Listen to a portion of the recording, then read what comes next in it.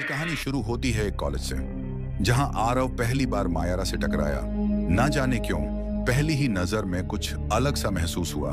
धीरे धीरे बातों का सिलसिला बढ़ा, दोस्ती गहरी होती चली गई।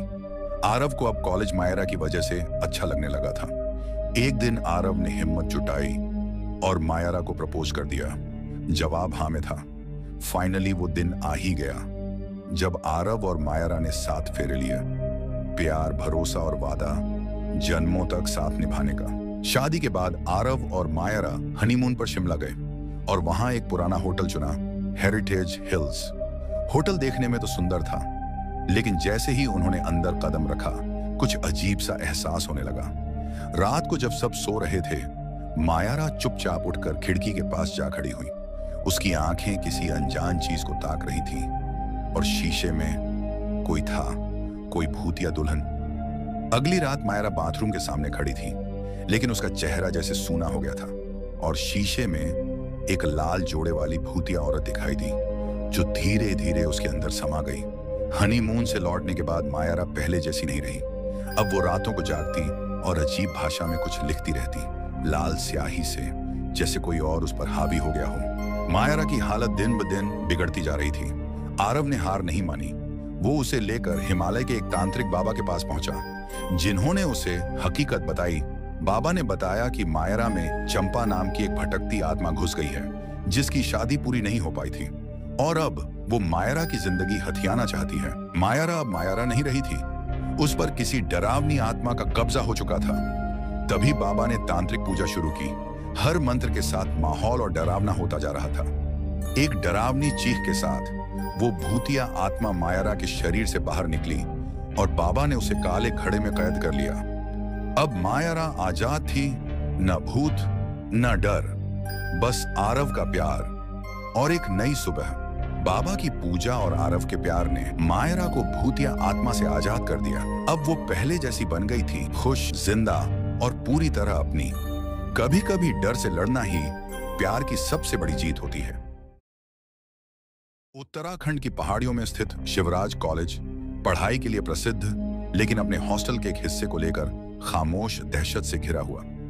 हर साल वहां की गर्ल्स हॉस्टल में कुछ ना कुछ अजीब जरूर होता है, लेकिन इस पर कोई खुलकर बात नहीं करता। अनामिका, दिल्ली की एक तेज और आत्मविश्वासी लड़की, इस साल शिवराज कॉलेज में दाखिला लेती है।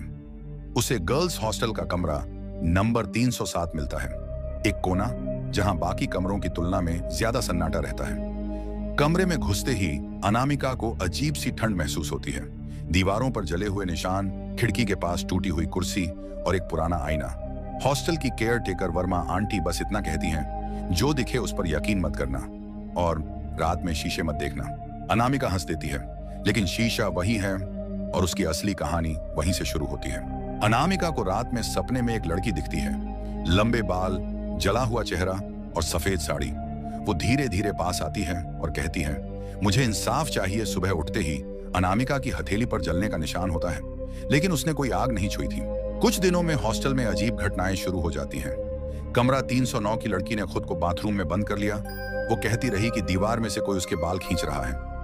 रात 2:07 पर हर दिन हॉस्टल की लाइट अपने आप बंद हो जाती है और एक दिन अनामिका को अपने कमरे में एक पुरानी डायरी मिलती है, जली हुई, लेकिन कुछ पन्ने अब भी बचे हुए।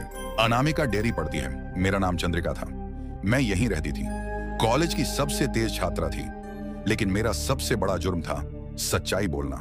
उन्होंने मुझे जला दिया, जीते जी, और अब मैं यहाँ हूँ। जब तक मुझे इंसाफ नहीं मिलेगा, मैं हर साल एक को अपने साथ ले जाऊंगी। अनामिका डर जाती है, लेकिन अब वह रुकने वाली नहीं।